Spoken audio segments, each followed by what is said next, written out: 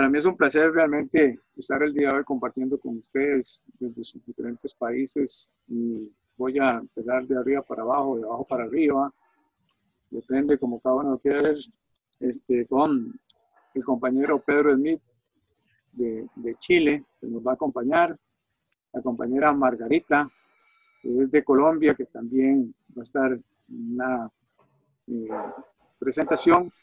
También tenemos a la compañera Paola Pozo de Ecuador y al compañero Jesse de los Estados Unidos. Entonces, para dar inicio a lo que propusimos, que era realmente una visión desde nuestros países con respecto a la situación del COVID-19 y las posibilidades de buscar alternativas futuras ante la crisis que estamos viviendo. Entonces, vamos a empezar con el orden que los presenté y así quiero también concluir también en ese mismo orden, ¿verdad?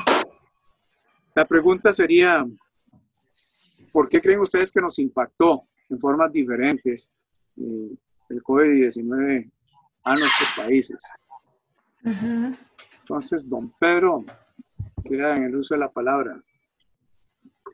Bueno, yo creo que en cada país, bueno, primero que nada agradecer el espacio, ¿no? El poder compartir, dialogar. Yo creo que en estas instancias de aislamiento social, esta herramienta de la comunicación online yo creo que sirve mucho para tener distintos puntos de vista, y sobre todo teniendo distintos países aquí que estamos reunidos es súper enriquecedor.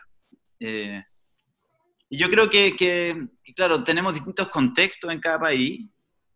En mi caso acá en Chile, nosotros veníamos de una crisis social muy fuerte, que es un estallido el 18 de octubre, donde el país estaba en el suelo. O sea, el gobierno, todo ya no tenían formas de hacer algo, todos los intentos eran cada vez peores los resultados, entonces el descontento era muy grande. Y el COVID lo que hizo fue guardar a la gente en sus calles, en las calles, y de alguna manera aumentar la crisis, dado que se paralizó todo. Si ya estaba complicado el tema laboral, por ejemplo, la tasa de desempleo aumentó un montón. La gente ya no sale a las calles, pero el descontento está muy fuerte. Las medidas que se han tomado creo que también han impactado, acentuando esta crisis local. Entonces yo creo que eso responde a que en Latinoamérica cada país tiene sus propias dolencias, sus propios dolores que está viviendo, y que hace que un virus se propague de distintas maneras. Acá en Chile, no sé, tenemos miradas también de que al gobierno le ha convenido que el virus se propague, ¿no? Porque hay un control de la gente. No hay marchas masivas que estaban convocando a millones de personas en la calle. Entonces hay una mirada del gobierno que ha hecho esto, que ha favorecido un poco incluso la propagación de este virus.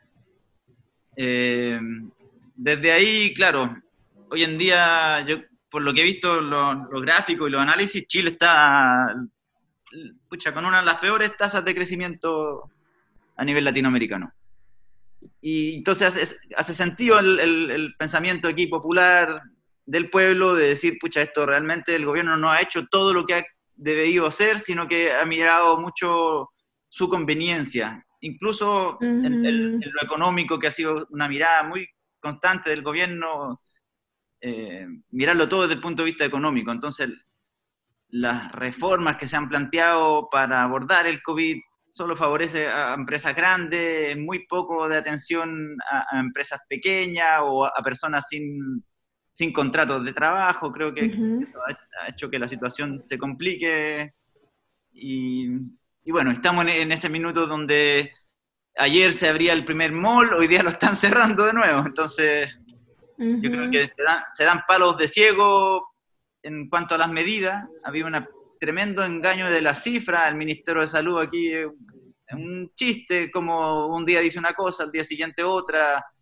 se repliega, hay unos videos humorísticos que han hecho unos memes con el ministro de Salud que realmente es una vergüenza. Entonces, creo que en definitiva Chile se ha visto más perjudicado que otros países dado el contexto y dado las autoridades que no tienen un apoyo en el pueblo y que un poco tratan de hacer algo a veces por conveniencia política y los resultados no son buenos. Es bien complejo el momento que estamos viviendo. Entonces, creo que de las grandes medidas, yo creo que se pueden abordar.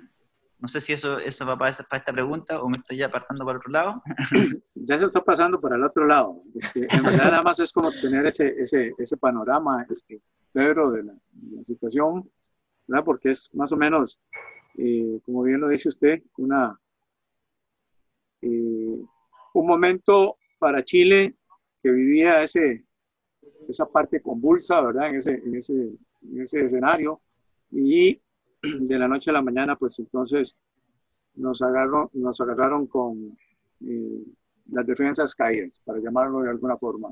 Entonces, Sí. el virus nos va a golpear tras de cuernos, palos, como dice el adagio popular, ¿verdad? Entonces, de eso es realmente lo que queremos, por lo menos, hacer sentir con esta plática.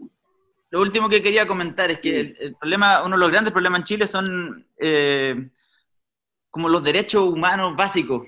Estamos hablando del agua, de la salud, el acceso a la educación. En Chile, dado una constitución, tenemos que la problemática es que la mayoría de los servicios básicos están privatizados. Entonces operan con una lógica de mercado y eso hace que tengamos pocas oportunidades de tener calidad de vida asegurada, por así decirlo.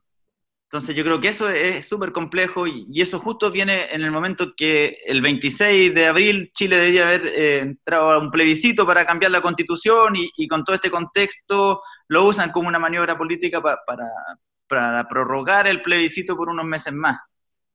Yo creo que eso está acentuando la crisis social, el COVID lo que hace es acentuarla y hace darse cuenta que es lo que tenemos que trabajar como país en términos de asegurar una dignidad a las personas. Claro. Margarita, usted, ¿cómo está viviendo la situación del todo y su país? ¿Cómo lo Bueno, yo creo visualiza? que como que en varios aspectos que mencionó Pedro, siento que como que Colombia está viviendo situaciones muy parecidas a las de Chile. Bueno, socialmente Colombia, como todo el mundo sabe, siempre ha tenido como un escenario bastante como conflictivo y problemático.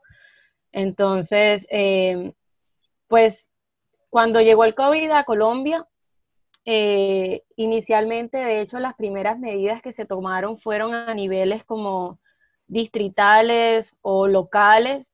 El gobierno nacional como que titubeó mucho para tomar decisiones como por ejemplo cerrar los aeropuertos, cerrar otro tipo de actividades, porque pues en este tipo de decisiones aquí en Colombia tienen un gran lobby como muchas empresas privadas grandes.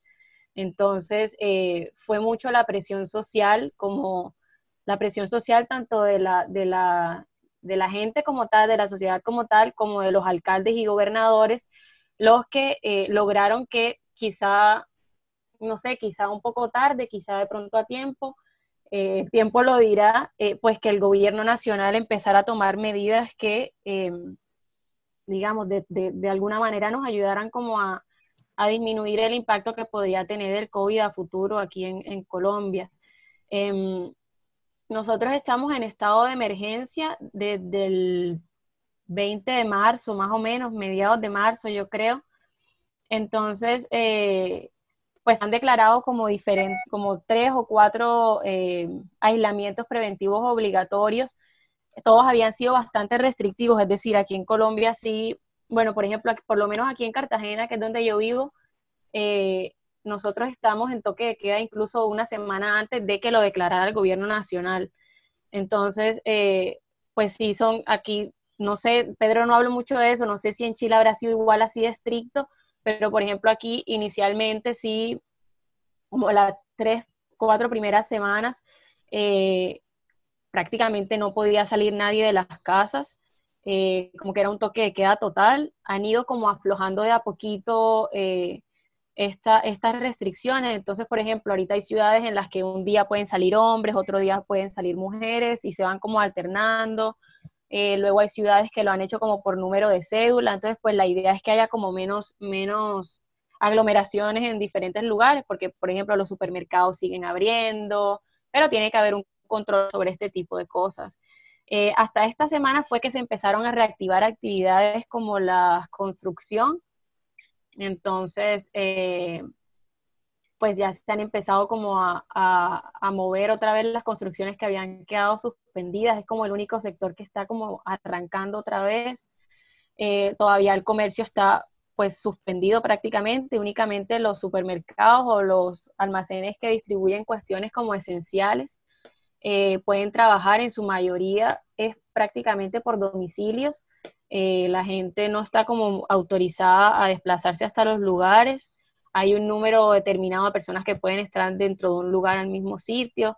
Entonces, digamos, como que se han establecido muchas medidas en este sentido. Hay ciudades donde la gente ha sido muy consciente y ha cumplido. Hay sectores donde la gente pues definitivamente cree que, no sé, que esto es como un juego. Entonces, a mí me han llegado videos, por ejemplo, de el mercado de aquí en mi ciudad y el mercado se ve como si fuera un día cualquiera, o sea, como si no hubiera ningún tipo de restricción. Las autoridades tampoco aparecen en esos lugares. De pronto no se está haciendo el control necesario. Por otro lado, inicialmente, pues cuando comenzó todo esto, los reportes que estaba haciendo el Ministerio de Salud no nos estaban como entregando la información como transparente, por así decirlo. Eh, Se nos estaba como ocultando información, no se estaban haciendo suficientes pruebas. Todavía hay muchos departamentos donde eh, se está aplicando un número muy bajo de pruebas. Entonces hay como una subvaloración del virus, por así decirlo. O sea, en realidad hay todos sabemos que hay muchos más infectados de lo que nos están informando. Hasta hace como 2 semanas fue como que se empezaron a certificar otros laboratorios, porque inicialmente solamente había un laboratorio en todo el país que se encargaba de analizar las muestras. Entonces, digamos, te podían tomar la muestra a ti hoy y tu resultado te llegaba, no sé, en 3 semanas. Y en 3 semanas pueden pasar muchas cosas. Mucha gente se murió esperando el resultado, por ejemplo. Entonces, yo pienso que de cierta forma, por lo menos aquí en Colombia, quizás la reacción de los gobiernos locales, distritales y departamentales ha sido mucho más como aterrizada y mucho más eh, como en el momento indicado que el gobierno nacional. Siento que el gobierno nacional, pues, como lo dije ahorita, se ha dejado llevar en la toma de decisiones por influencias pues de otro tipo de organizaciones que tienen ciertos intereses, y eso ha afectado mucho a muchos sectores de la sociedad. Entonces hay mucha gente que económicamente se está viendo súper afectada. Aquí el trabajo, el empleo informal, pues gran cantidad de la población depende de ese tipo de actividades, como de ventas ambulantes o de vender comida en la calle, entre otras cosas, y esa gente pues no se ha reactivado. Esa gente ha dejado de recibir ingresos. Se han hecho algunas cuestiones como de llevarles mercados, de hacer cositas, pero bueno, todas esas cosas en general, en su mayoría son como pañitos de agua tibia, porque, porque pues estas personas siguen con su necesidad.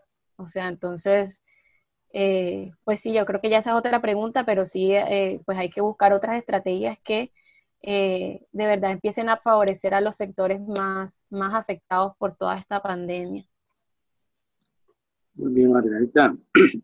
En verdad vamos viendo algunas coincidencias entre los países y las formas en que nos gobiernan, ¿verdad?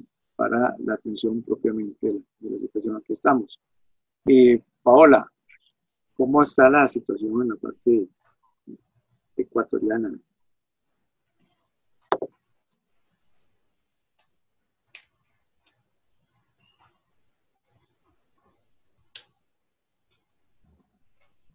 Tiene que encender tienes el micrófono en silencio, Pau. A un lado de la pantalla. Listo. ¿Ahí? Sí, ahí, exactamente. ¿Ahí se me escucha? Sí, claro que sí. Sí. Bien. Ok. Bueno, yo creo que coincido con muchos de los aspectos que nos comentan los compañeros. Realmente en Latinoamérica pienso que compartimos escenarios de alguna manera. Remitiéndome a la pregunta que nos dice Ronald acerca de por qué esta enfermedad nos está afectando quizás de diferente manera, existen cosas en común, pienso que debemos analizar siempre la biogeografía, ¿no? ¿Dónde nos ubicamos? ¿Cuál es nuestra regionalidad?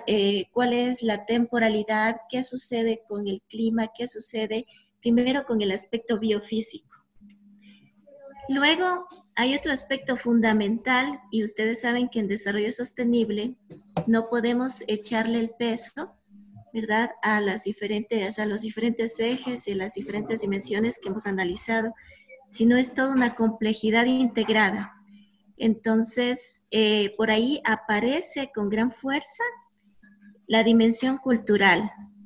¿Qué es lo que sucede y en los aspectos culturales, incluso dentro de cada país?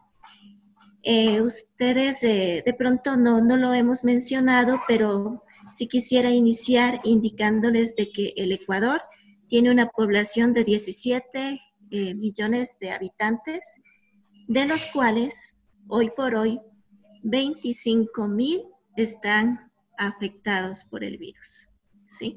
Entonces, fíjense, estamos, me parece que cerca de las cifras de Chile, ¿no? Estamos por ahí con Chile, con Brasil, comparando a Latinoamérica, pero yo pienso que Ecuador está en una situación mucho más crítica si comparamos el territorio, ¿sí? No se compara el territorio ecuatoriano con Brasil, ¿no? Nosotros en Sudamérica nos sentimos los más pequeñitos, y a pesar de ser los más pequeñitos, fíjense cuál es el porcentaje de infectados que tenemos.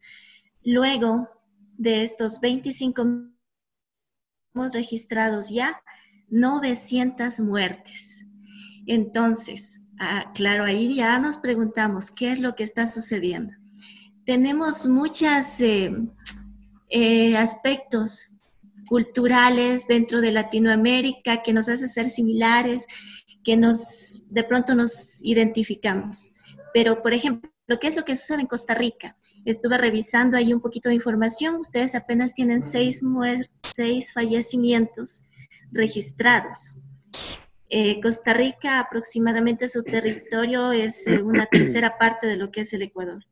Y nosotros tenemos 900, ¿sí? Y coincido con los compañeros, los registros no se están evidenciando tal cual la realidad, porque yo pienso que esto obedece a diferentes circunstancias.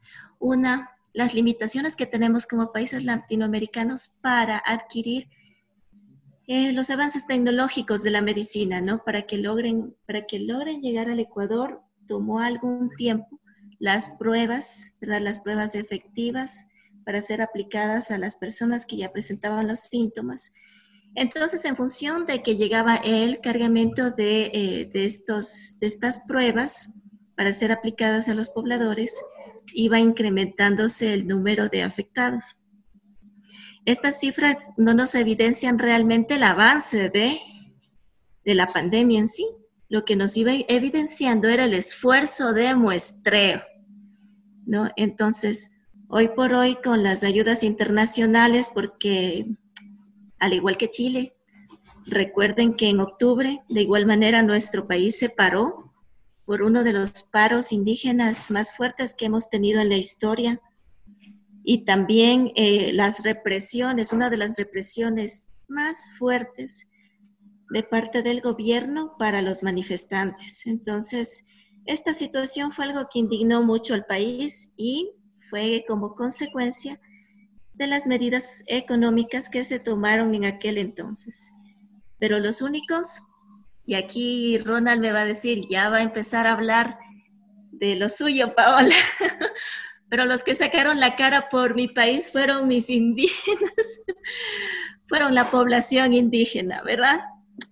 Quienes se enfrentaron, quienes fueron a luchar, a reclamar nuestros derechos, quienes estuvieron en las luchas sociales. La mayoría de grupos, los otros grupos, los otros sectores, no hubo mayor manifestación, fue la fuerza indígena.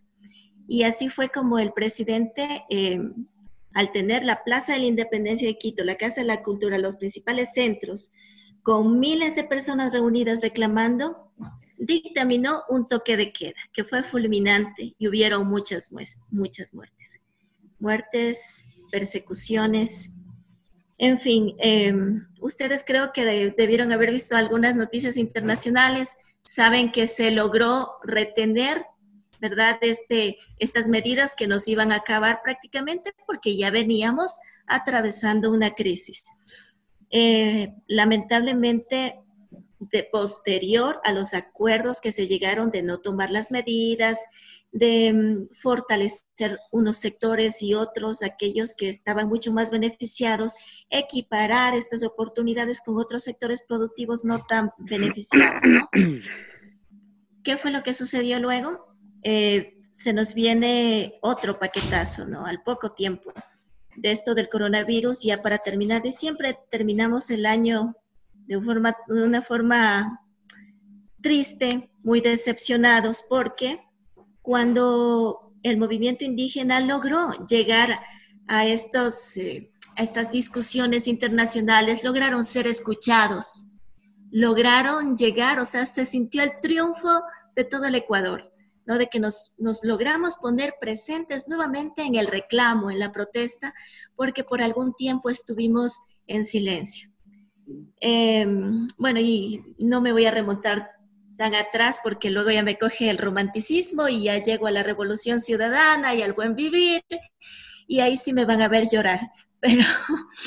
Pero bueno, hay que entender las dinámicas del país, como nosotros como país en tan poco tiempo hemos ido atravesando crisis tras crisis tras crisis.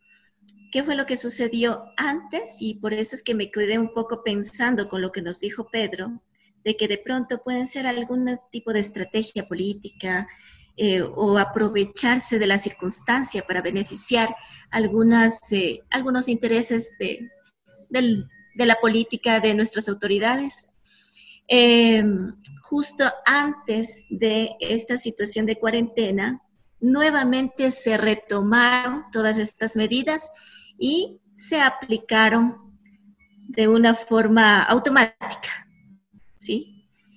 ¿Qué les digo? El día jueves se mencionó, hubo el decreto de estas medidas y ya para el día lunes se estaba aplicando el toque de queda. Entonces, no dieron lugar a que nos organicemos como ciudadanos, a que nuestros movimientos indígenas también se organicen, porque ya habían comentarios, eso sucedió el jueves, el día viernes, y habían comentarios que nuevamente va a haber el paro indígena y que no vamos a permitir que el gobierno nos haga esto, que se burle del pueblo. Entonces, ¿qué fue lo que sucedió? Simplemente nos ataron de manos. ¿Sí? Nos sentimos así, atados de mano. Por eso es que al inicio mucha gente no creía esto del coronavirus. Pensábamos que era una mentira, que se habían tomado esas medidas tan drásticas solamente para frenar al pueblo para que no se manifieste.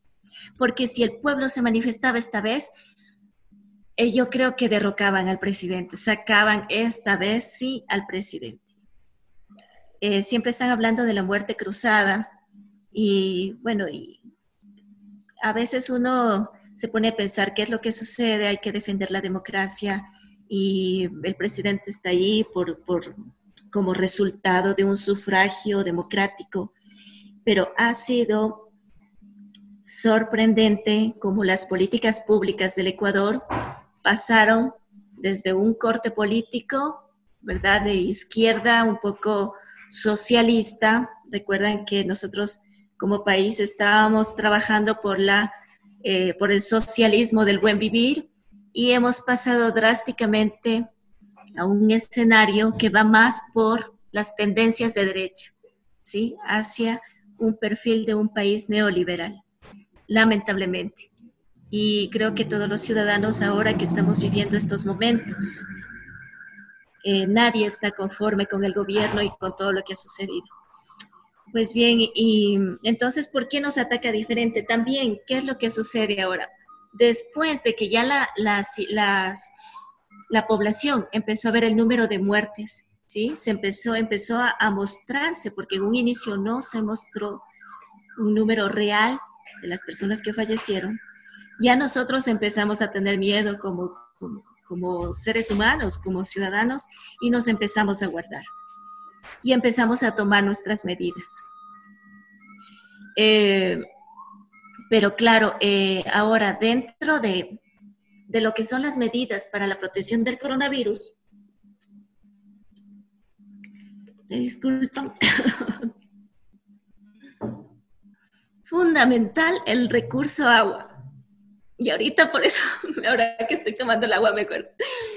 Estuve sintonizando una radio de Brasil. Ronald, sí me ha funcionado un poquito el portugués que iba ahí a estudiar las tardes.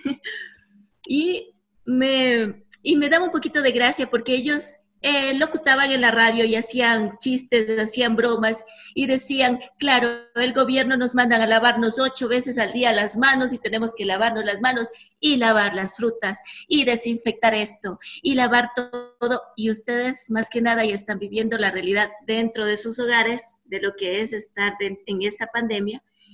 ¿Qué es lo que sucede con el recurso agua? ¿Se está o no se está usando más el agua como lo usamos de costumbre? Yo creo que ustedes están evidenciando no solamente el recurso agua, también en otras medidas, digamos, de educación ambiental. Cuando nos muestran el lavado de manos aprobado por la OMS, fíjense que la OMS dice, debe tener su toallita de papel. No puedo, pues, en mi casa nosotros tenemos una toalla de tela, ¿no? Donde nos lavamos las manos y todos los miembros de la familia nos sacamos con la toallita de tela y esa toallita de tela, pues cuando se ensucia se la lava y se la vuelve a reusar. Pero ¿qué es lo que sucede con el lavado de manos que nos soliciten? Tenemos que utilizar papel. ¿Y a dónde va ese papel? Es un residuo sólido, ¿sí? Ahora, tenemos que lavarnos las manos, luego usar el papel, porque con el papel tenemos que cerrar la llave, no topar la llave y así. Y eso es lo que están difundiendo para toda la población. En ningún momento se piensa en el incremento de residuos sólidos, qué es lo que va a pasar con los rellenos sanitarios, hasta qué punto esto va a colapsar. Hay otro aspecto también, cómo debes entrar a tu casa. Cuando tú sales, haces las compras, regresas con las bolsas, ¿no? Desinfectas la bolsa y esa bolsa ya no puede entrar a tu casa. Tiene que quedarse afuera. Tenemos que desecharla. Incremento de los desechos sólidos plásticos. Y ustedes saben, los plásticos casi que no hay solución ambiental para ellos. Entonces, no se está visualizando la parte ambiental. No, nos vamos directamente así a atacar el problema porque, claro, es una situación que ahorita se salió de control.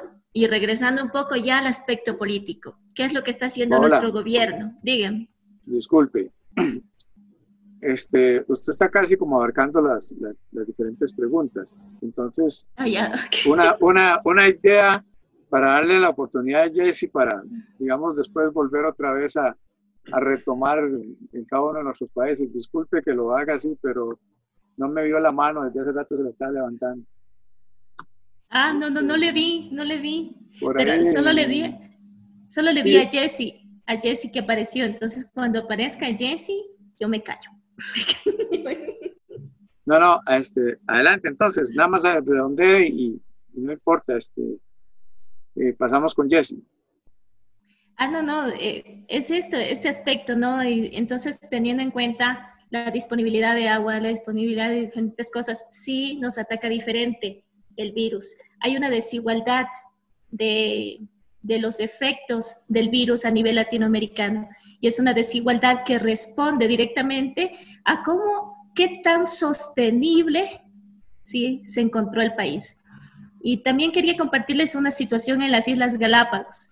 Fíjense que las Islas Galápagos, por los bajos niveles de educación, la mayoría de los jóvenes salen a estudiar en el continente y ahora están atrapados 3.500 jóvenes en Guayaquil, porque es el sitio, digamos, que tiene mejores universidades más y estudiantes en casos, pero la situación sería caótica. Eso nada más y continuamos. Muy bien, Paola. Jessy, ¿Aló?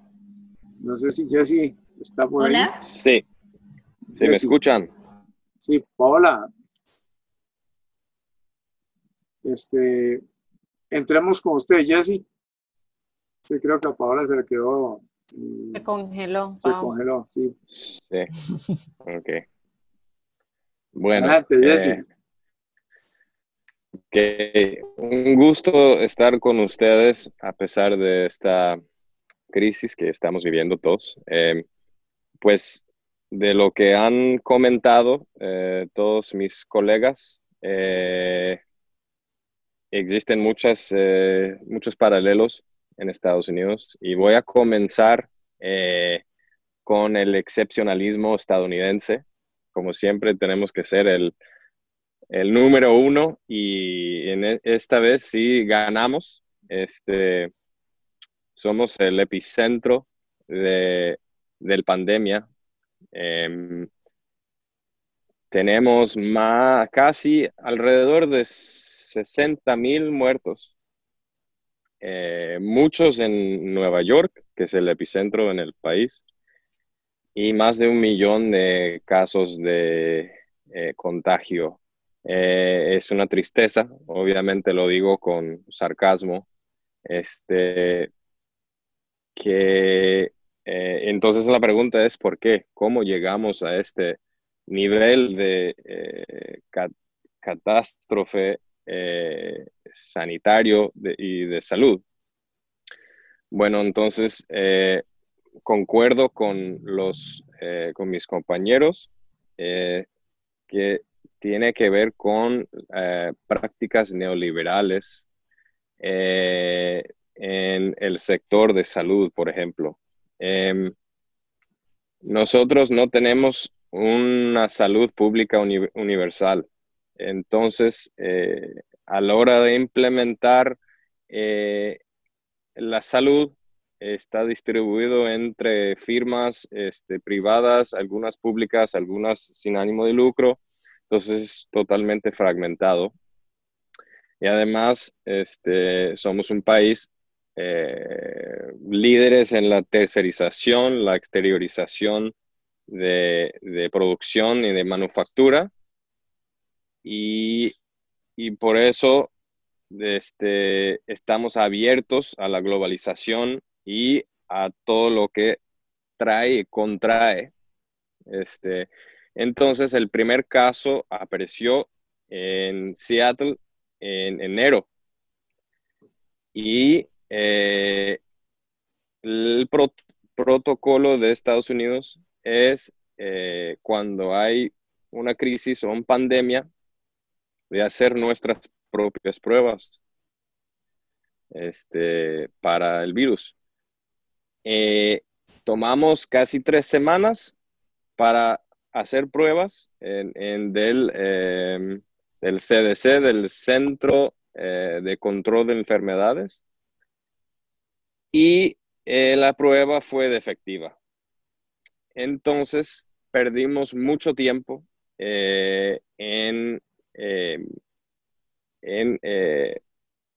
pues, luchar contra el virus. Además, la implementación y la distribución del virus de la prueba, por ser un sistema de salud fragmentado, es muy inefectivo. Hay mucha escasez de material, de equipamiento, y por estas razones tenemos la tasa tan alta desafortunada de muertes. Entonces, hemos recurrido a actas en tiempo de guerra. El presidente ha obligado a General Motors, por ejemplo, a producir ventiladores, porque en Nueva York, para dar un ejemplo, todos los hospitales y los clínicos están sobrecargados, agobiados y con insuficiente equipo.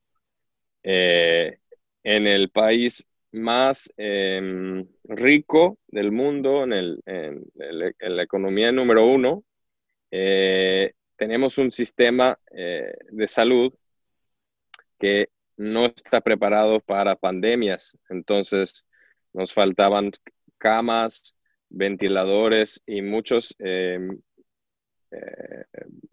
equipamiento protectivo personal.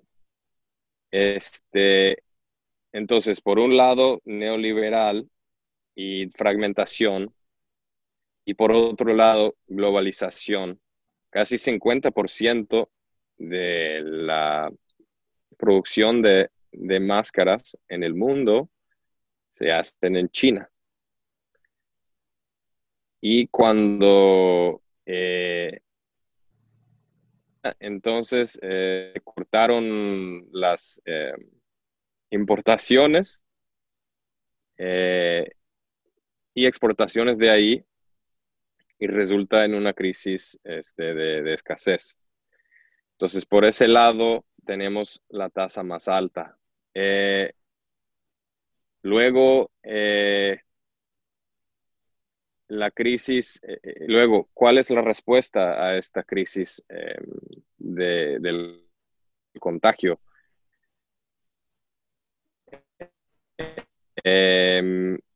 Con ordenanzas desde arriba, federal. Entonces, en California llevamos desde marzo, el 20 de marzo, y somos el primer estado de ordenar un toque de queda, de aislarse en casa, y ha tenido efectos muy graves que creo que podemos entrar más en detalle, pero no solamente tenemos una crisis de contagio y escasez, pero también ahora una crisis de hambruna, porque muchas personas viven de manera muy precaria, no tienen más de $400 ahorrados, y entonces, por ejemplo, comunidades de pobres, niños pobres, sobre todo minoridades, que comían en la escuela, ya no pueden ir a la escuela a comer. Entonces, como es de costumbre de la sostenibilidad, que es una integración de todos los sectores, pues ahora tenemos una crisis de sostenibilidad en el sentido de que todos los sectores están experimentando crisis económico, de salud, de transporte, y luego los trabajadores esenciales se arriesgan más. Entonces, eso básicamente es la razón por la cual llegamos a ser el número 1. Y ya se empieza a ver que la tasa de infección bajar, pero al mismo tiempo en los estados estamos todos ansiosos por volver a trabajar, a tener un sustento, porque los subsidios no fueron suficientes, que podemos entrar en detalle más adelante. Entonces, corremos el riesgo de reabrir las economías, pero también empezar a tener otro contagio que nos obligue a cerrar de nuevo. Entonces, en esas circunstancias estamos en este momento. Muy bien, Jesse. Siguiendo con la ronda esta, en la cual nos estamos moviendo sobre este análisis tan interesante, creo que de verdad es enriquecedor lo que cada uno de ustedes está aportando y de lo que estamos visualizando más allá de lo que las noticias van a transmitir a nivel de cada uno de sus medios. Entonces, ¿cómo se atiende la crisis en cada uno de nuestros países? Y aquí como ser un poquito más concreto, tal vez ahí ustedes mismos controlen un tiempo ahí, unos 3 minutos de respuesta, para poder entonces entender esas faltas o esas oportunidades que hemos tenido para hacer o no hacer ante lo que nos está sucediendo hoy día, ¿verdad? Que no hay diferencia en este momento entre países, ¿verdad? La situación es sumamente parecida. El virus llega, está afectando todas las bases que habíamos tenido en un momento como polos de desarrollo para nuestros países, ¿verdad? Entonces, algo que creo que sí es importante y vamos a ir retomando cosas como estas para poder por lo menos tener esa visión, esta parte rica de la que por lo menos con la primera pregunta se viene dando. Entonces, don Pedro, ¿cómo atendemos en Chile la situación? Complejo, ¿no? Yo creo que es un tema, pucha, tan multivariable. Y si buscamos respuesta, a mí lo primero que se me viene a la mente tiene que ver con la articulación local. Yo creo que aquí mismo, entre los vecinos, nosotros vivimos en un sector rural y como hemos visto en la articulación, una cohesión con la gente que vivimos cerca, que tenemos necesidades comunes, nos agrupamos para las compras, y también mucho con la resiliencia que tiene que ver con la alimentación. Yo creo que ahí mismo, a raíz de esto, algo que nos ha surgido es las huertas comunitarias. Estamos en la búsqueda de semillas, de intercambio de semillas con otras comunidades de distintos territorios aquí alrededor. Entonces, se atiende para mí desde lo local y desde la articulación. No me quisiera extender mucho para escucharlo a todos más cortito, me parece que podemos generar un poco más de interacción. Muy bien, Pedro. Margarita. Ok, bueno, ahorita que Jessy mencionó un tema que quizá estamos viviendo en todos los países, pero que ninguno de nosotros había mencionado, que era la escasez de equipos de protección.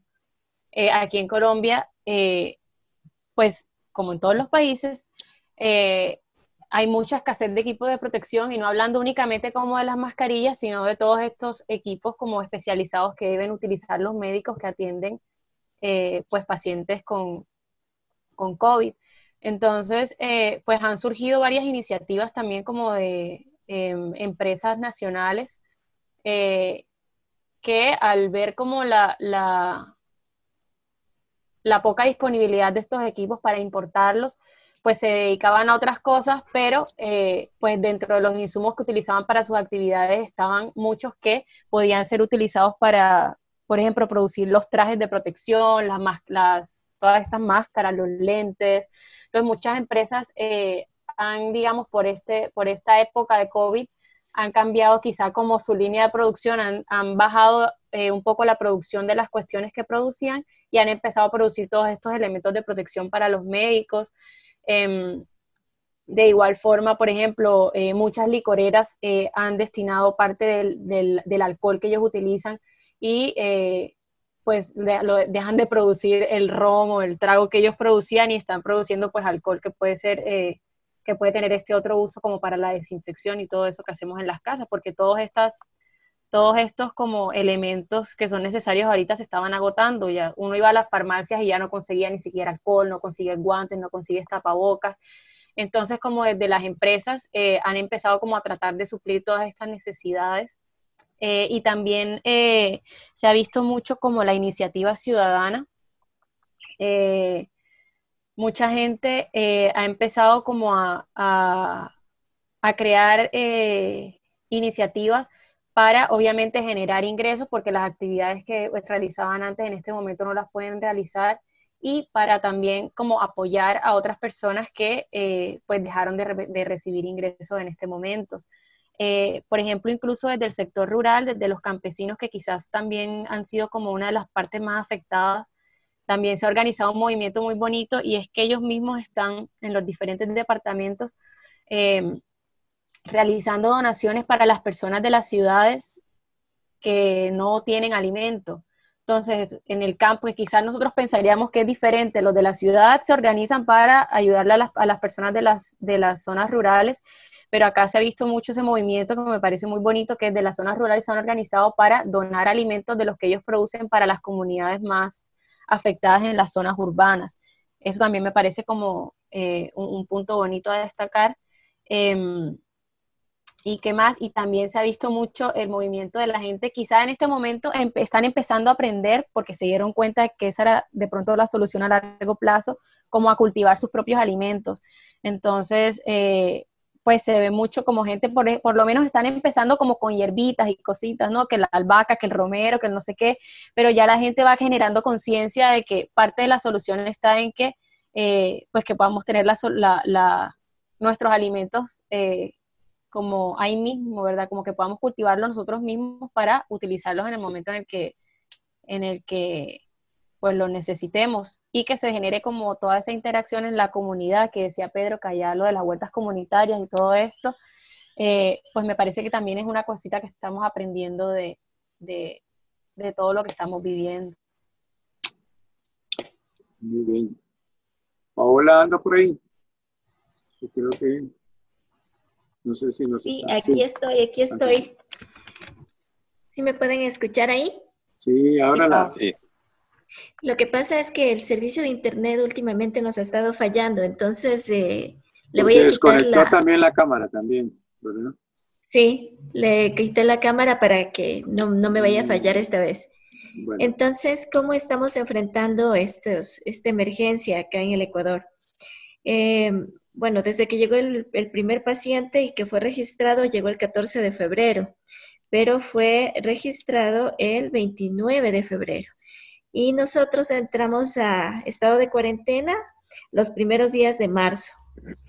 Ya estamos 2 meses en cuarentena, ¿sí? Entonces, ¿cuáles fueron las primeras medidas que se tomaron? Es dar toques de queda. Toques de queda a la población. Hay un horario que nosotros tenemos en función a las placas de los automóviles y a los números de cédula. Entonces, dependiendo del número que termina los documentos, usted puede salir a provisionarse, a hacer compras, pero solamente en la mañana. A las 14 horas es el toque de queda y no debe quedar ningún ciudadano en las calles. Entonces, yo no sé cómo sea en sus países, no sé si de pronto aquí está un poco más restrictivo o estamos ahí en las mismas, pero claro, ustedes saben que no se encuentran todavía personas. Yo he logrado observar desde acá, desde la ventana, yo no he salido en estos 2 meses, quien ha salido ha sido mi esposo, porque también no permiten que en los vehículos vayan más de una persona. Entonces, solo una persona se moviliza a hacer compras.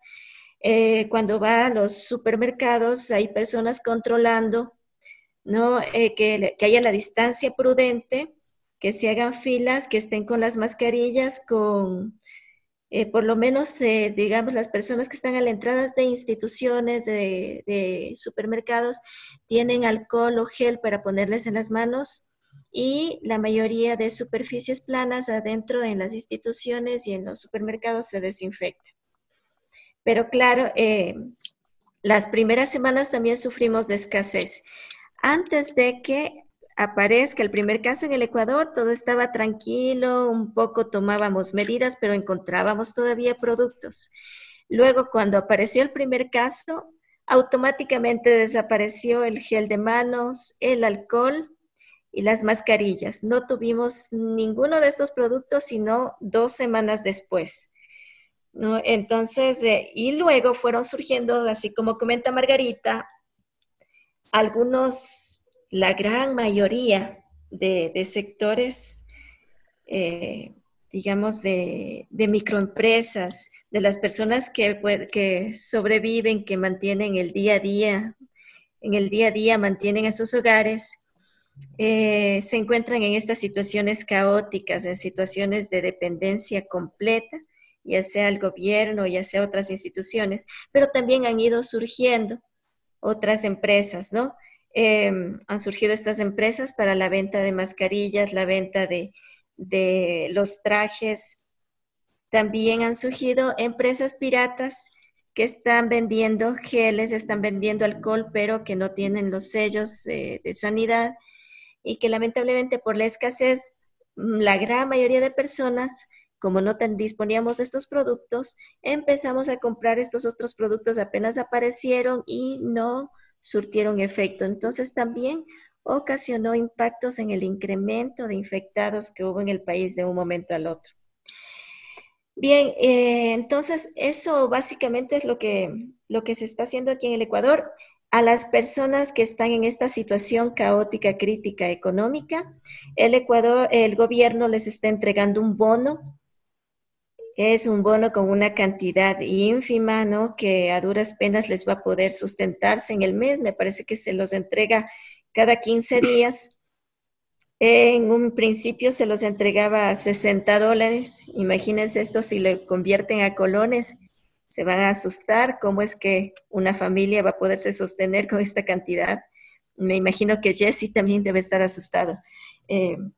Luego se lograron incrementar la cantidad de los bonos, también la cobertura de los bonos incrementaron para estas personas, pero como lo dice Margarita, no es simplemente es un apoyo, una ayuda, un respiro, pero ¿qué es lo que sucedió? Estas personas que calificaban y no calificaban se concentraron en los sitios de cobro y también se proliferaron los contagiados, ¿no? Entonces, el gobierno ha intentado dar soluciones, pero mucho tiene que ver también los aspectos de disciplina, los aspectos culturales que existen dentro de nuestros países. Lamentablemente también, bueno, debemos entender la desesperación de estos sectores, de los menos privilegiados. Bueno, y esas han sido las ayudas. Bueno, y hoy por hoy el gobierno ha decidido hacer el pago puntual de la deuda externa al FMI, ¿no? Al Fondo Mundial, hace el pago puntual de la deuda externa, pero para cubrir las necesidades que obviamente son grandes en mi país, se está debitando de los salarios de los ciudadanos. Desde aquel ciudadano que gana $500, el 10% de su salario está siendo debitado para apoyar a los menos privilegiados. Obviamente, aquí se le pone una gran etiqueta de solidaridad. Sí, no tenemos problema, nosotros los ecuatorianos somos ciudadanos solidarios, pero también hay una falta de responsabilidad en el gobierno actual, gobiernos anteriores, que se debió haber preveído recursos en el presupuesto del Estado para estar mejor preparados para estos momentos y no tengamos que meterle la mano al bolsillo del pueblo para suplir estos vacíos al identificar prioridades en el presupuesto del Estado, ¿no? Entonces, a veces gastábamos millones y millones de dinero para cubrir necesidades falsas y ahora el coronavirus vino a darnos grandes lecciones también, ¿no? Y bien, eso sería, Ronald. Muy bien, Paola. Don Jesse. Pues primero comentar que sí, suena como ley marcial en ciertos países como Ecuador, y también decir que hay un aprovechamiento de poderes políticos oportunistas para agarrar poder, y lo mismo está sucediendo en Estados Unidos. Entonces, claro, en cada país en diferentes formas. En Estados Unidos, la respuesta ha sido toque de queda, cerrar, pero muy distinta a lo de Ecuador, por ejemplo. Uno tiene que mantenerse en casa, puede salir para aprovisionarse y otras cosas esenciales, puede salir a caminar, no sé hasta qué hora, porque vivo en el campo, no estoy al tanto. Pero las leyes, los derechos ciudadanos no han sido abusados tantos. La gente puede salir, pueden andar varias personas en un carro, pero sí se recomienda en California poner una máscara en público, o se exige. Entonces, por un lado, el toque de queda, por otro lado, estímulos o subsidios a la gente para mantenerse en casa, que se han politizado muchísimo, y los lobbies oportunistas han aprovechado del dinero impreso del gobierno. Entonces, muchas grandes multinacionales han disfrutado de subsidios, de becas, no préstamos, sino becas. Por ejemplo, los aerolíneas, los cruceros. Entonces, la distribución ha sido muy desigual. Han habido 3 subsidios, diferentes legislaciones con subsidios. El primero es el más grande jamás, 2.2 trillones de dólares americanos, estadounidenses. Y mucho ha ido a grandes corporaciones, poco percola hacia abajo a los de bajos recursos. Por ejemplo, la primera legislación mandó $1,200 a cada individuo en Estados Unidos, y por supuesto depende del precio de las cosas en distintos lugares. Eso fue el 10 de marzo, y no ha llegado hasta anteayer. Entonces son 40 días sin el apoyo gubernamental, y sin poder ganar dinero para algunos que tienen trabajo digital, sí, pero para muchos no. Entonces, muchas personas carecen de ingresos y no tienen acceso a dinero para poder satisfacer sus necesidades básicas. Luego, pues, hay mucho que abordar. Otro ejemplo son los pueblos indígenas, por ejemplo, los Navajo, que son naciones soberanas, y entonces no reciben el mismo apoyo del gobierno, necesitan aplicar para el apoyo, y la respuesta es lenta y desigual. Entonces, pero eso principalmente han sido las respuestas del gobierno. Luego, como mencionaron las compañeras, hay iniciativa popular de empresas, de individuos para crear equipo protectivo personal. Entonces, se siente una solidaridad, y luego sí podemos comentar más de algunos movimientos que han salido y las respuestas y cómo se ha politizado. Muy bien. El otro tema a tocar sería nuestra participación ante la crisis, si han tenido algunas iniciativas de parte de ustedes para orientar algunos procesos eh, ante la crisis. Eso me refiero como ir ya pensando en reactivar algunos de los ejes en los cuales nosotros consideramos que se puedan ir reactivando, desde el económico, la parte social, la parte ambiental, una parte institucional, la parte política también, que juega un papel muy importante dentro de toda esta crisis. Entonces voy a empezar con Jesse sobre esto y termino con Pedro. Ok, ¿me repites la pregunta, por favor? Sí, realmente sí, nosotros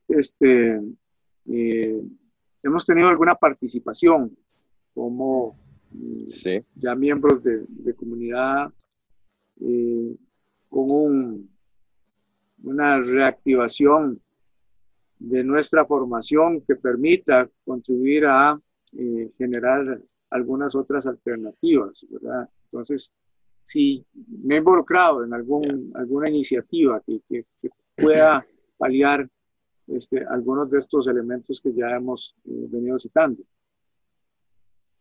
Ok, bueno, en mi caso, he tenido la buena fortuna de caer en un trabajo familiar en la finca. Entonces, personalmente, trabajando en la agricultura, pues es bastante aislado, es una producción familiar, entonces casi todo se hace entre mi jefe y yo, mi padre, y entonces en cuanto, y esto gira en torno de la cosecha, de las diferentes, del mantenimiento, de, para la producción. Entonces, no sé si es el caso en el resto del estado o del país, pero en California, por ejemplo, hay muchos pequeños productores familiares que tienen su tiempo de cosecha, siguen abiertos las ferias de agricultores, pero pero con restricciones en cuanto al acercamiento físico. Entonces, no he podido participar en cuestiones de sostenibilidad a nivel local o regional o nacional aún, pero estoy trabajando en la producción de alimentos, principalmente aguacates y luego limones y otras frutas exóticas y subtropicales. Entonces, la participación ha sido menor o inexistente, pero aquí trabajamos pues casi tiempo completo, porque así es la vida de un agricultor. Y como somos trabajadores esenciales, entonces si sigue el toque de queda, estaremos entregando aguacates pues, al principio de julio, para apoyar, para alimentar a diferentes grupos, a diferentes poblaciones. Y eso es básicamente mi rol. Sí, Jesse, coincide entonces usted con lo que Pedro nos había planteado desde la parte de la resiliencia, y Margarita nos habla ahí también de volver a algunos cultivos básicos, pero no sé en el caso de Paola si algo como esto también estará pasando, pero aquí también está pasando, ¿verdad? O sea, volvemos otra vez los ojos a la tierra y usted está en la tierra, ¿verdad? Entonces, eso es algo que por lo menos por su experiencia, ¿cuál sería ese papel de volver otra vez a la tierra? Ya que usted está en ella, ¿verdad? Entonces, para los que no estamos en contacto directo con este tipo de actividades, ¿cuál es ese papel? Dichoso, La pregunta Jesse. va dirigida a mí. Sí, es nada más para Ok. contar un poquito, tal vez, digamos, Sí. esa parte, ¿verdad? Porque a veces uno se queda en el campo puramente intelectual y casi todos pasamos por una universidad y quedamos en puestos que a veces nos hacen recordar que no son tan esenciales como lo que está haciendo usted. Sí, claro.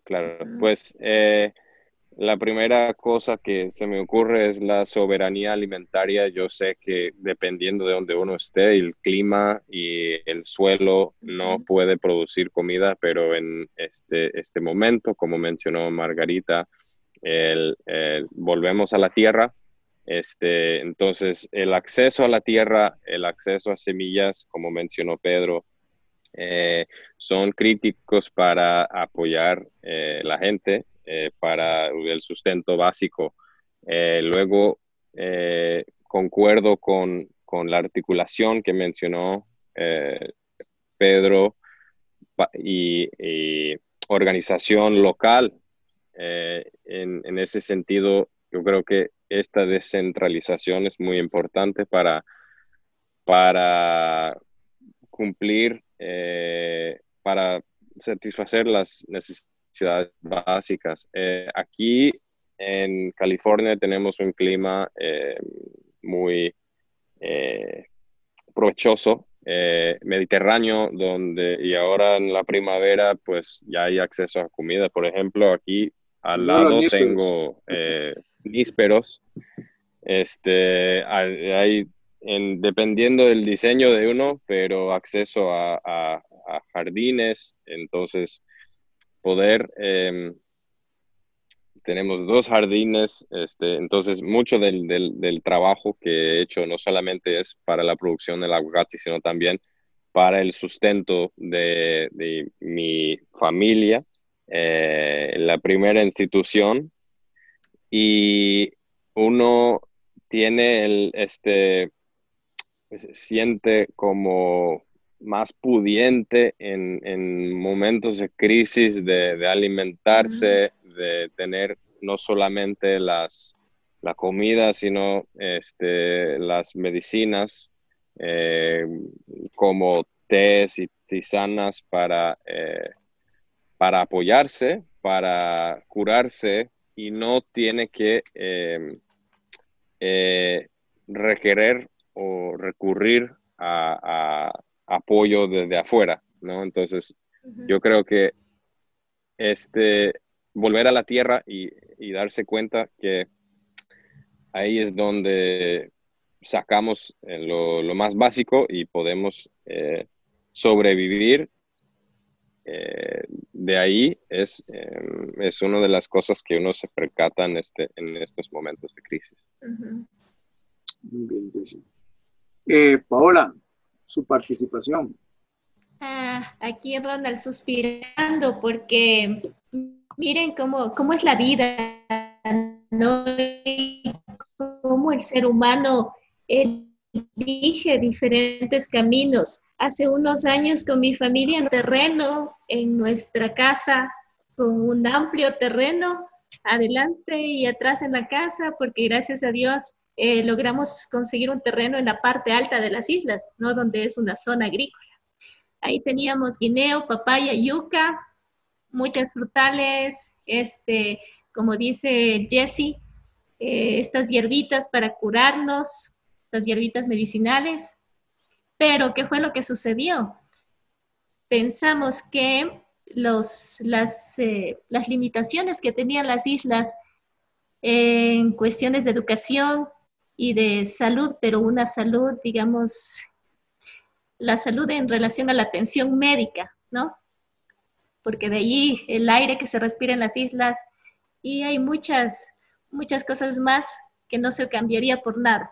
Pero, claro, elegimos salir de las Islas Galápagos para venirnos a vivir acá en el continente y ahora, hoy por hoy, donde me encuentro, estoy hacinada en un departamento, ¿sí? Ya no soy una ciudadana de la ruralidad, ahora soy una ciudadana urbana. Y como una ciudadana urbana, soy dependiente de mis agricultores. De usted, Jesse, dichoso Jesse, que está ahí cerca de la tierra. Ahorita es cuando la vulnerabilidad en el sector urbano realmente se pone a prueba. O sea, nosotros podemos evidenciar, especialmente aquellas personas que ni siquiera tenemos un patio donde poder hacer una mini huerta. Recuerda el proyecto de Adriana, recuerda el proyecto de Adriana Ronald. Tenía ahí un concepto que eran las huertas, los jardines verticales, me parece, ¿no? Las Sí, huertas claro. dentro de edificios. Ujú. Qué importante es ahora esa iniciativa para aquellos que vivimos en departamentos, y además que son departamentos, ¿verdad?, que compartimos con otras personas y que tienen sus reglas. No mascotas, no podemos sembrar, no podemos utilizar el área de jardín porque está destinada ya para otras cosas. Entonces, si uno se pone a pensar qué fue lo que cambiamos, ¿no? Y la esencialidad de la vida, quizás no la visualizamos. Y eso es lo que una de las lecciones que nos trae estos momentos. ¿Qué tan sostenible está siendo nuestra vida tal cual la estamos llevando? Muy bien. Margarita.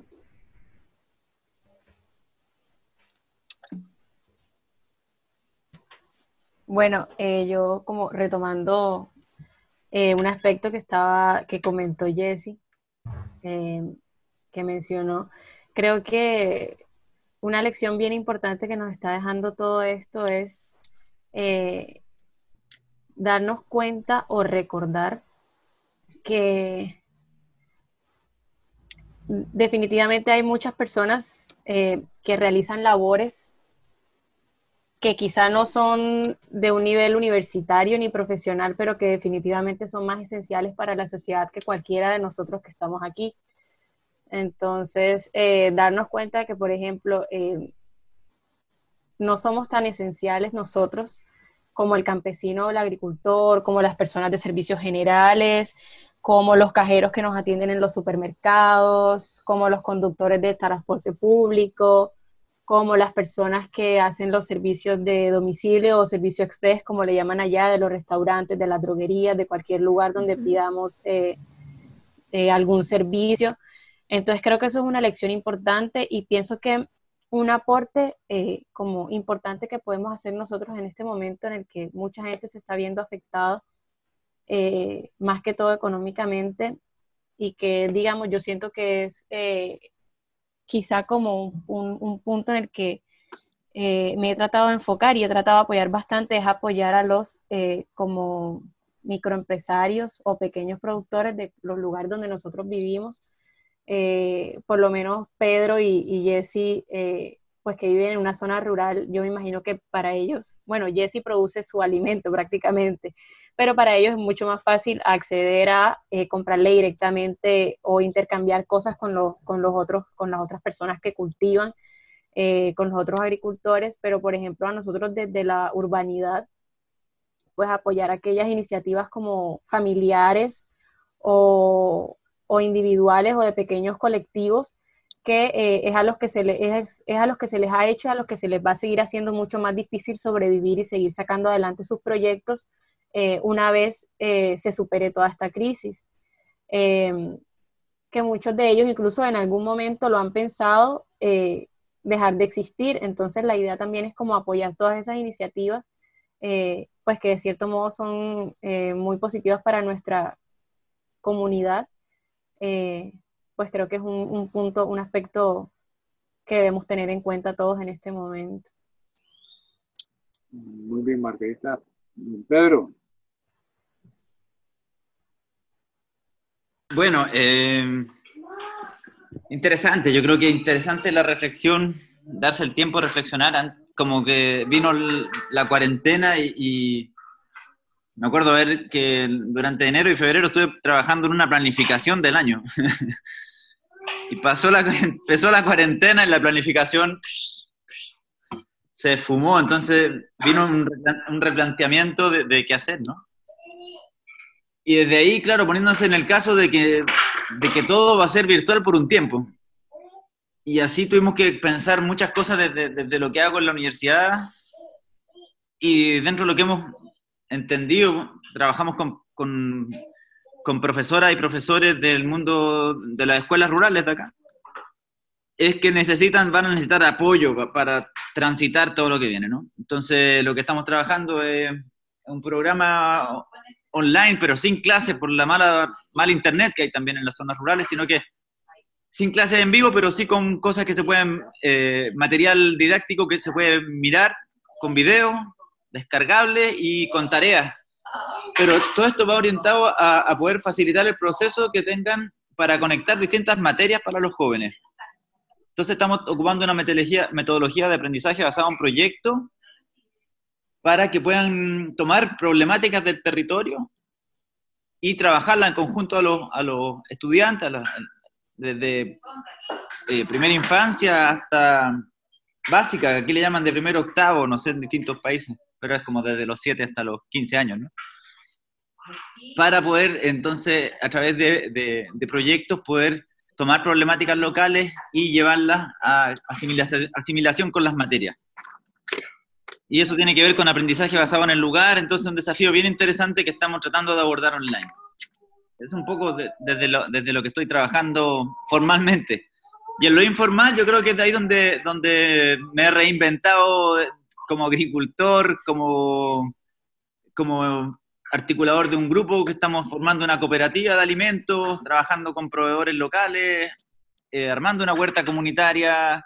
De hecho, hoy vengo llegando de ir a armar canastas de fruta y verdura y las entregamos a los vecinos, o sea, cada uno las compra y nosotros le ofrecemos cada semana un set distinto de combinación de fruta y verdura y se las vamos a dejar a sus casas.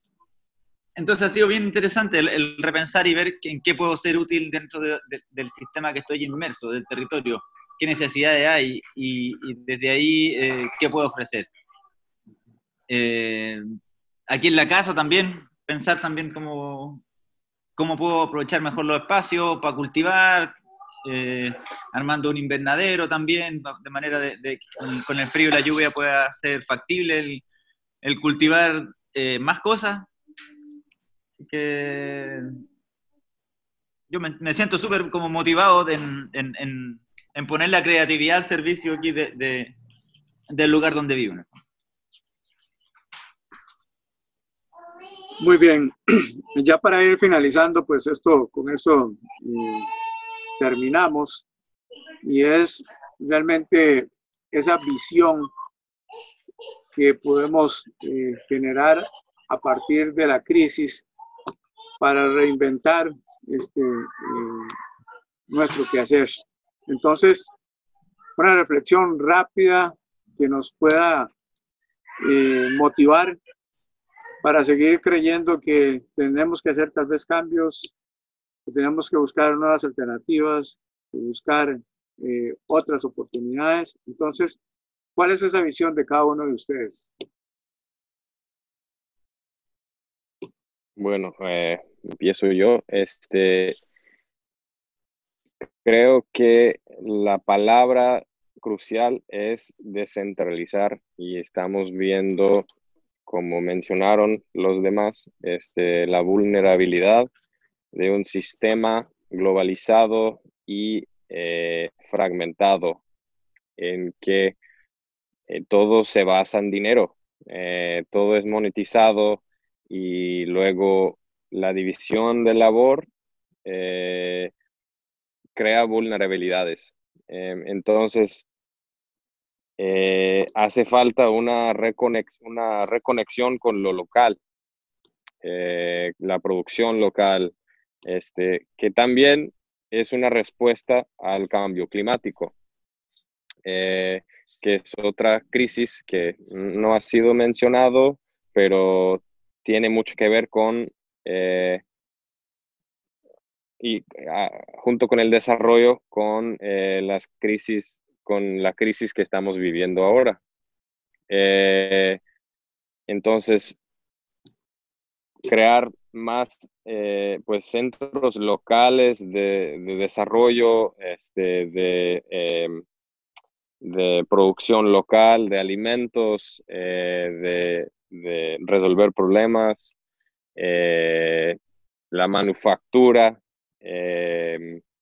las cosas esenciales como las telas, el alimento, el agua, y todo este conjunto no solamente aborda la problemática de la crisis de la pandemia, pero también del cambio climático, que ha sido más o menos oscurecido por esta crisis. Importante destacar que este año se prevé un decrecimiento de 8% de los gases de efecto invernadero a causa del ralentización económico. Entonces, que sea pues un despertar para minimalizar las economías, hacerlos más locales, más amistosos de comunidad, para poder tener un porvenir sostenible. Muchas gracias, Jesse. Paola. Aquí estoy, Ronald, escuchando atentamente a los compañeros. Y bueno, yo me quedé con algunas preguntas de Costa Rica, que no sé si después usted va a participar, Ronald, para que nos cuente cómo están por allá. Pero yo estaba pensando en que nosotros como gestores en sostenibilidad, en desarrollo sostenible, ¿qué es lo que ha sucedido con nosotros? Yo me he sentido de cierta forma dada de manos, ¿no? Porque estamos hacinados aquí. No tenemos la posibilidad, como escucho con algunos compañeros, de que si pueden salir, de que pueden de pronto incluso dentro de sus hogares crear ambientes sostenibles. De alguna manera se ha logrado hacer algo en los hogares por medio de la difusión de algunos consejos, de algunos proyectos y campañas que, como les digo, tienen más la visión de salud, pero están olvidando esos otros pilares de la sostenibilidad. El cuidado ambiental ha bajado bastante dentro de esos mensajes, ha sido muy notorio. Y yo considero que si esto ya pasa, si regresamos paulatinamente a la normalidad, porque esto no es que vamos a regresar de un momento al otro a vivir las vidas como vivíamos anteriormente, vamos a tener que adaptarnos, ¿no? Así como mencionaba Jesse sobre el cambio climático, bastante se trató de hacer en mitigación, pero luego, debido a los resultados casi poco favorables que se obtuvo con los esfuerzos internacionales, locales, regionales, lo que se ha optado hoy por hoy es más a la adaptación, y lo mismo va a suceder con todos estos efectos ocasionados por la pandemia. Vamos a tener que adaptarnos a nuevos estilos de vida. Y dentro de esa adaptación, yo quisiera dar un mensaje a ustedes que son gestores de desarrollo sostenible, que nos hemos formado para eso, que si nosotros no creamos los vínculos con nuestras autoridades, cuando vuelva, Dios no quiera, si es que nos vuelve a suceder, nos vamos a quedar casi con muy poco campo de acción. Debemos crear esos vínculos con organizaciones, asociaciones, con las autoridades, con los comités barriales, debemos tener una vida mucho más activa socialmente para que cuando volvemos a estar en cuarentena podamos tener alternativas activas que fueron aperturadas, digamos, con mayores posibilidades, porque dentro de las conexiones que tenemos ahora virtuales, por un lado sí se nos facilita, ¿no? De pronto ahorita me están viendo cómo les hablo y les explico por estas herramientas, pero no todos tenemos el acceso, lamentablemente. No podemos llegar quizás a aquellos que más lo necesitan y que son nuestros productores. Como lo mencionaba Margarita, quizás hay microempresas, estas pequeñas, de pronto emprendimientos que estaban dependiendo de algún tipo de asesoría, de asesores, como es nuestro rol, nos hemos formado para de cierta forma compartir, asesorar, abrir campo para un diálogo de saberes y poder realmente estar dentro de estos roles, ¿no? Como usted lo menciona, cuando usted me dijo de qué forma ustedes han participado, yo la verdad sí me estoy sintiendo como muy limitada en este campo, porque mi participación activa en la sostenibilidad últimamente se daba en las comunidades indígenas, con mis estudiantes dentro de la academia, en proyectos. Yo era profesora de Flora del Ecuador. Mis clases virtualmente no las puedo dar. Yo necesito ir al campo. Necesitamos estudiar organografía, estudiar taxonomía, y si no puedo ir al campo con mis estudiantes, no puedo desempeñarme como docente dentro de mi especialidad. Entonces, aprender esas lecciones, si es que regresamos nuevamente a estar en contacto, tratemos de estrechar más esas relaciones sociales, tratemos de estar en contacto con los tomadores de decisiones y de alguna forma hacer escuchar nuestra voz, ¿no? Y solamente para, si es que esta ya es la última participación, también tener en cuenta que se debe trabajar con prioridad en planes de contingencia. Generalmente todo lo que era gestión de riesgos entra en acción una vez sucedido el desastre, una vez que de pronto tuvimos el terremoto últimamente. Ahí tuvimos una respuesta rápida. Yo no sé si ahí fue que estábamos en otro momento político, con otro gobierno, con otro régimen, pero fue realmente sorprendente cómo se pudo atender la crisis. En esta ocasión no fue así. Como ustedes ven, las imágenes lamentables que se ven en las redes de la cantidad de personas que han muerto en Guayaquil, personas que tienen a sus familiares muertos en las calles y que no existía transporte, instituciones que puedan retirarlos, ¿sí? Todo esto que ven en las redes fue para nosotros los ecuatorianos, entramos en un estado de shock, porque nunca nos imaginamos que nuestra respuesta frente a este estado de vulnerabilidad iba a estar tan poco preparada a nivel institucional, a nivel local e incluso a nivel cultural.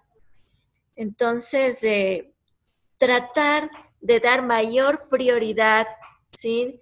Tratar realmente de que sean prioritarias las ejecuciones de planes de contingencia para que si volvemos a estar en esta cuarentena, realmente logremos aprender las lecciones, porque han costado muchas vidas y esto no lo podemos tomar con normalidad, ¿no? Tenemos que aprender de estas duras lecciones, de estos duros golpes y pensar en que el porvenir del ser humano puede ser un hilo tan frágil y que a veces no lo podemos ver.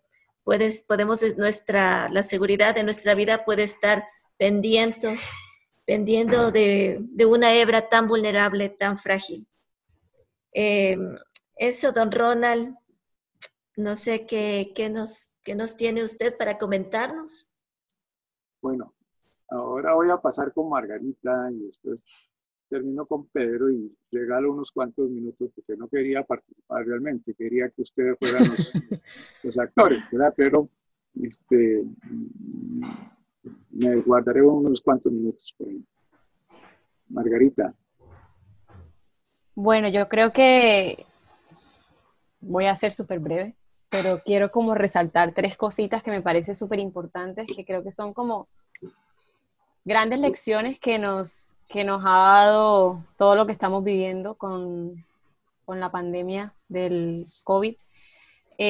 Primero, que son cosas que, bueno, ya hemos conversado, pero como hacer como una conclusión. Primero, lo importante que es volver a la tierra y volver a nuestras raíces, como apoyar desde el agro, como todos los productos que se siembran, que se cultivan localmente, y apoyar pues a nuestros agricultores, sembrar lo que podamos sembrar en nuestras casas, dependiendo pues de las facilidades que tenga cada uno en el lugar donde vive. Segundo, apoyar iniciativas locales, apoyar pequeñas empresas, pequeños proyectos, ya sea, como decía Paola, si necesitasen algún tipo de asesoría en los temas que nosotros trabajamos, o simplemente adquiriendo y pues apoyando los diferentes emprendimientos dependiendo de lo que cada uno de ellos genere o produzca. Y por último, como reactivar o reintegrar nuestras comunidades como un centro de interacción entre nosotros mismos como comunidad, como individuos, y con los otros actores de la sociedad, tanto el sector privado o el sector de las empresas privadas, pues, y el sector público, que finalmente pues son los que toman las decisiones que deberían beneficiarnos a todos nosotros. Entonces, pues creo que esos son como los tres puntos que quería resaltar: volver a la tierra, apoyar iniciativas locales y reintegrarnos como comunidades entre nosotros y con los diferentes actores de nuestra sociedad. Muy bien, Margarita, gracias. Pedro. Hola, bueno, disculpen algunas interrupciones, pero aquí estamos de papá, he tenido que hacer algunas cositas. Y yo creo que... Provechito. ¿Cómo atendemos esta crisis? Yo creo que algo de lo que más me ha quedado todos estos días es entenderla como una crisis ambiental. Y entenderla como una crisis ambiental significa que tenemos 7 generaciones para atrás y 7 generaciones para adelante con quienes debemos dialogar. Y eso nos hace tomar conciencia de un montón de cosas. O sea, tener conciencia que tenemos nuestros ancestros y nosotros somos la herencia de esos ancestros, y eso tiene una responsabilidad muy grande porque ellos también están demandando sus derechos, sus derechos sobre el linaje que se ha creado. Entonces me pareció que como cuando yo escuché esto fue como, bueno, sí, pues si toda crisis la tomáramos como una crisis ambiental y que estamos con 7 generaciones atrás y 7 adelante, creo que tendríamos un accionar muy distinto en nuestro día a día. Y eso me ha impulsado mucho, me ha dado mucha claridad en el accionar. Eso. Muy bien, Pedro, muchas gracias. En verdad quiero agradecerles a todos ustedes por la participación, por sacar ese rato en el Día del Trabajador. Yo creo que en todos los países nuestros se está celebrando el Día del Trabajador, ¿verdad? Y pues, aunque fuera de una forma muy, muy rápida, pues yo quería celebrando, también trabajando para motivar más gente de que tenemos una responsabilidad indiferentemente de los espacios que podamos tener, pero lo más importante serían las oportunidades que podemos dar. Y creo que aquí es donde todos los comentarios los cuales ustedes han participado van enriqueciendo esto. Quiero comentarles que de una forma rápida, la iniciativa nace por preguntas que nos hacen gente de diferentes partes del mundo en cómo los podemos ayudar. Y entonces yo dije, bueno, es que esto no es solo del director, esto tiene que ser también de cada uno de los que formamos parte del posgrado, y siguen siendo ustedes parte del posgrado, aunque sean egresados del posgrado, siguen siendo parte de esa casa de enseñanza y que tienen sus experiencias y que tienen sus posibilidades para poder aportar. Me acordé de la tesis de Jesse para dar una respuesta, porque una de las preguntas venía de Quintana Roo. Y entonces, ¿cómo reactivar esas economías, verdad? ¿Cómo poder volver otra vez a pasar esa página? Y cuando la pasemos, pues entonces, ¿cuáles son esas oportunidades que tenemos? Y creo que esto todavía la respuesta no es tan fácil de darla de la noche a la mañana, porque no es una cosa que podemos decir es mañana o es pasado y todo va a volver a la normalidad. Creo que esa normalidad pues no va a ser tan normal, ¿verdad? Y va a tener muchas otras aristas que podrían hacer de nosotros otro tipo de ciudadano. Sé que es una conversación sumamente compleja también porque tiene muchos puntos de vista y que esto pues hace de una u otra manera que podamos entender ese desarrollo sostenible desde todos esos aspectos, incluyendo los 17 y no sé cuántos más objetivos podríamos estar pensando que podrían estarse planteando a nivel del mundo para poder buscarle soluciones a la problemática.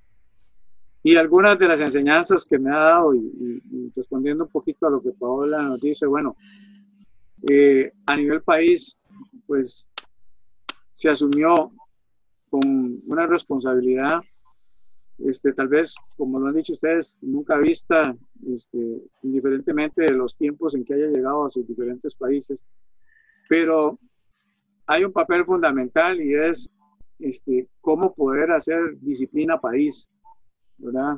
Y esto cuesta, en nuestros países cuesta mucho. A nosotros nos ha costado mucho poder disciplinar todo un pueblo y nosotros no entramos en estos leyes marciales o cuando estamos hablando de toques de queda o cosas por el estilo, las que ustedes ya han planteado, sino pues tratar de hacer entender que la gente pues comprenda lo grave que es la situación en la que estamos enfrentando, ¿verdad? O es la calle o es la muerte, pero de alguna de las dos cajas no se libra, ¿verdad? Entonces esto ha hecho, y aquí es donde quiero recalcar el papel de cada uno de nosotros, y es el papel de nuestras universidades, el papel del campo, el papel del empresario, ¿verdad? Cómo poder enfrentarlo, dándonos la oportunidad de crecer dentro de ese desarrollo. Y eso lo que quiero decir es, bueno, si tuvimos que pasar de generar carros a generar respiradores, pues hay que reinventarse, ¿verdad? Hay que reinventarse. Y así ha pasado aquí, ¿verdad? Si había escasez de esas máscaras que genera y esos tapabocas que genera China, pues invénteselas ustedes y nosotros inventamos nuestras propias máscaras, ¿verdad? Entonces ya están en el mercado. Gente que se vio afectada y que se está viendo afectada por la crisis económica, pues entonces han pensado en otro tipo de empresas que dentro de esa misma crisis pues nos ayude a poder solventar las necesidades económicas, porque no somos países que abunde el dinero, pero vean ustedes lo caro que nos sale una crisis como esta y los gobiernos entonces tienen que hacer esas inversiones que no habían querido hacer durante muchos años hacia atrás, ¿verdad? Y de la noche a la mañana yo no sé de dónde sacan la plata, pero cómo hacen, y ahí está reflejado algún proceso de estos de 40 y más años de no inversión en el caso de nosotros en la institucionalidad pública, ¿verdad? Y buscando alternativas de privatización, pensando que esto nos lleva a otra forma de desarrollo, pues tampoco vemos que esa privatización es tan buena porque excluye, en el caso, por ejemplo, de los mismos Estados Unidos, ¿verdad?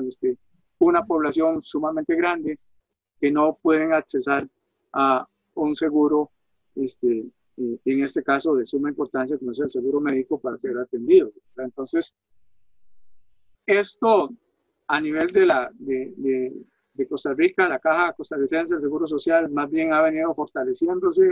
Ahora es una lucha del pueblo en favor de esa institucionalidad, y lo que nunca habíamos tenido, ahora lo tenemos. Entonces vemos un Clodomiro picado, no haciendo solo sueros antiofídicos, sino intentando reinventarse para poder utilizar ese conocimiento en algo que acerque a acelerar el proceso de cura de las personas, haciendo unas combinaciones ahí con personas que ya se han curado del virus, utilizando su sangre y haciendo algunos otros procesos. Estamos viendo la posibilidad también de hacer algunas pruebas propias, que eso, en vista de que hay escasez, pues entonces hay que potencializar a esos profesionales. La parte de la agricultura, porque a pesar de que hay hambruna en el mundo, en cada uno de nuestros países se está botando la comida, ¿verdad? Y ustedes ven, porque los productores no lograron llegar a los mercados. Y si llegaron a los mercados, esa plata no les va a llegar a ellos en este momento, ¿verdad? Y eso hay que entenderlo. Y empieza entonces a darse esa solidaridad, donde, bueno, lo que yo no voy a exportar, pues entonces, ¿cómo hago para que otra gente la aproveche antes de que se pierda la cosecha, verdad?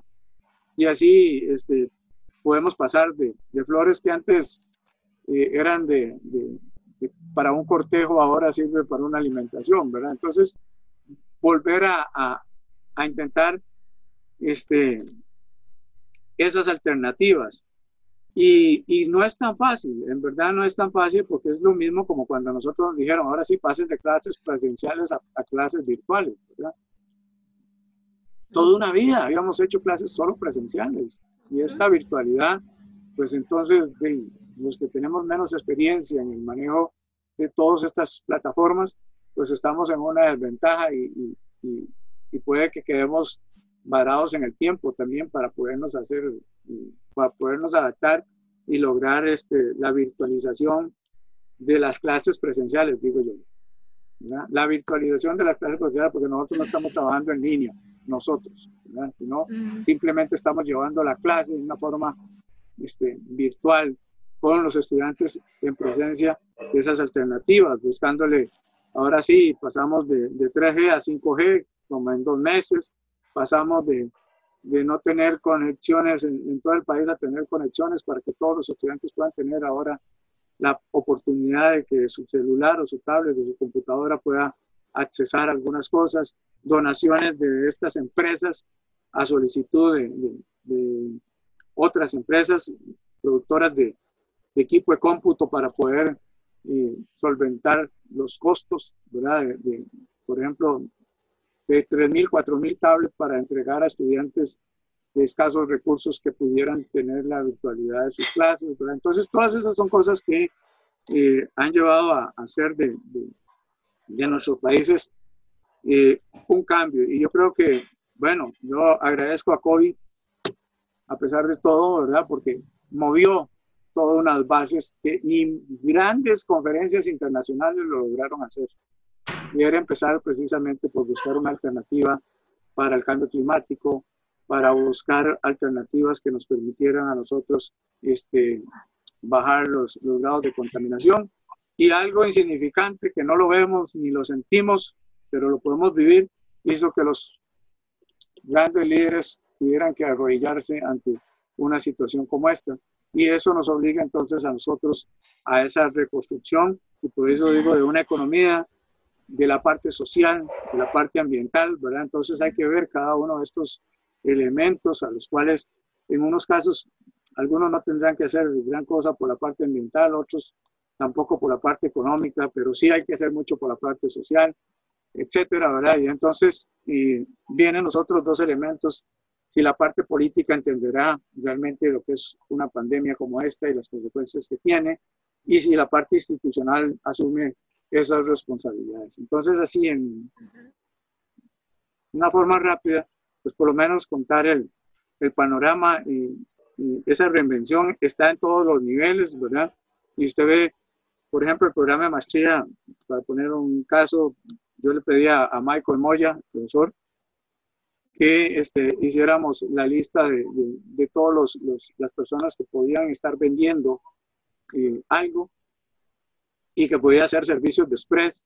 Y entonces, bueno, hicimos las listas de los comercios, y quédate en casa, pero ellos pueden llevarte tu comida a la casa, ¿verdad? Y él puede venderle esto, ¿verdad? Entonces, una cosa como esta. Ahora se está haciendo la encuesta para ver las posibilidades de, una vez que pase parte de la crisis, pues entonces cómo reactivar el sector turístico, ¿verdad? Entonces ahí hay una encuesta también donde cuáles podrían ser los destinos, cuánto podría gastar, cuál es la condición económica que usted considera que podría tener después de que empecemos a ir liberando algunas cosas, porque nosotros no hemos entrado en esa tensión que el hacinamiento nos genera, ¿verdad? No tenemos la posibilidad, nosotros tenemos la posibilidad de ir a la calle, hacer las distancias en el comercio, llegar a los supermercados, guardar las distancias, una cantidad de personas entran al tiempo, 15 personas más por menos entran y salen, y cosas así, ¿verdad? Que son medidas obviamente para paliar esto, teniendo la oportunidad de que ojalá vaya solo uno a hacer las compras, de que todo el mundo, ¿verdad?, empiece a responder. Hay una restricción vehicular por placas de los números, entonces 1 y 2 lunes hasta viernes, sábado y domingo, los pares impares, y hasta las 7 de la noche, el día normal para los trabajos, y hasta las 5 de la tarde los días sábados y domingos, ¿verdad? Entonces, esto cambió. Ahora, con los permisos respectivos para aquellas personas que tienen que hacer sus trabajos y que obviamente puedan desplazarse, qué sé yo, médicos, enfermeras, empresas, ¿verdad? Entonces, del todo no hemos parado, es un 50% de la parte económica que se ha visto afectada desde el punto de vista de producción, pero hay sectores que sí han sufrido, como el turismo, la parte turística, ¿verdad?, que es un 100%. Ahora, ¿qué otra cosa se genera ahí? Y eso es que es muy importante. Nosotros no podemos estar pensando solo que podemos tener abundancia y no pensar en los momentos de escasez. Y ahí es donde se están planeando algunas otras cosas, ¿verdad? Porque no podemos solo producir riqueza para unos cuantos. Tenemos que aprender a producir riqueza y distribuirla mejor, ¿verdad? Entonces esa distribución va a implicar también algunas otras medidas para que el día de mañana esto que nos ha dejado esta pandemia no vuelva a repetirse, y es precisamente dejar sin salario a una gran cantidad de personas en nuestros países, ¿verdad? Porque no tienen su trabajo. Y entonces, como todos sabemos, alguien lo planteó aquí, viven con lo mínimo, nadie es capaz de ahorrar, ¿verdad? No tenemos esa cultura de ahorrar, y entonces ustedes se dan cuenta que hay, en términos generales, países que una persona no puede mantenerse ni un solo mes, tan siquiera, con una alimentación. Entonces, la parte de solidaridad, y ahí es donde sí hay que buscar esos otros encadenamientos. Entonces, de una forma, pues, le digo, nos ha ayudado por lo menos para replantear algunas cosas, y creo que nosotros, los que estamos en el campo de la educación, tenemos que asumir ese reto y tenemos que irle dando vuelta precisamente también a las cosas que estamos planteando, que antes no lo hacíamos y ahora ya con experiencia COVID pues nos va a dar la oportunidad de reorientar algunas de las cosas que estábamos haciendo. En términos generales eso es. Don Ronald, usted me da un minutito para decir algo. Un minuto. Vea, le manda saludos nuestro querido amigo en común, el señor Ali García, Keke Palí García. Yo me preguntaba, ¿cómo están pasando allá en Talamanca los bribris? ¿Qué es lo que pasa, no? Sí, él lo acaban de entrevistar en la televisión nacional. ¿En serio? Sí, en uno de estos programas. Entonces, por ahí, al menos creo que ellos no tienen ningún problema. Yo siempre lo he dicho, ellos no tienen ningún problema, el problema somos nosotros, ¿verdad? Y usted sabe cuál es mi pensamiento, y por eso comparto mucho y fue invitada con ese sentido, porque sé cuál es su línea, ¿verdad? Y eso es importante, porque esos son pueblos que son muy evolucionados. Verdaderos filósofos. ¿Sabe lo que nos dijo el señor Ali? Les quiero compartir a los compañeros. Yo sé que usted ya se debe imaginar, pero cuando yo le saludé y le dije, Ali, ¿cómo están? Acá nuestros pueblos indígenas realmente están muy impactados porque los primeros casos de coronavirus en mi ciudad, acá en Riobamba, se identificaron en la comunidad de Colta. Es una comunidad indígena donde llegaron 2 italianos, estuvieron ahí en una gran fiesta, en una gran chichada, como ustedes saben, es muy tradicional en los pueblos indígenas, y estos 2 italianos tenían el coronavirus. Entonces ahora ellos están, al igual que todos, hacinados, sin poder compartir, sin poder intercambiar, sin poder comercializar sus productos. Y esta preocupación, yo dije, bueno, ¿y cómo están mis hermanos bribris? Les había escrito y Ali García me dice, como todos los pueblos milenarios de América, los bribri consideran que es una enfermedad de los blancos. Solo se tiene que resguardar y evitar que lleguen muchos blancos a la tierra bribri y todo está solucionado. Muy bien. Bueno, de verdad, de parte del programa de la Maestría en Desarrollo Sostenible, agradecerles esta linda tarde que acaba de pasar con ustedes y espero que no sea la última. Cada uno de ustedes siguen siendo un tesoro para el programa, son de un gran valor por cada una de las cosas que están haciendo y sepan que de verdad se les estima siempre. Así que las puertas quedan abiertas para poder hacer algunas otras conversaciones y espero que no sean en crisis, sino en cosas todavía más favorables para todos nosotros. De mi parte, pues desearles lo mejor, que se cuiden bastante, se queden en casa y no se metan con los indios.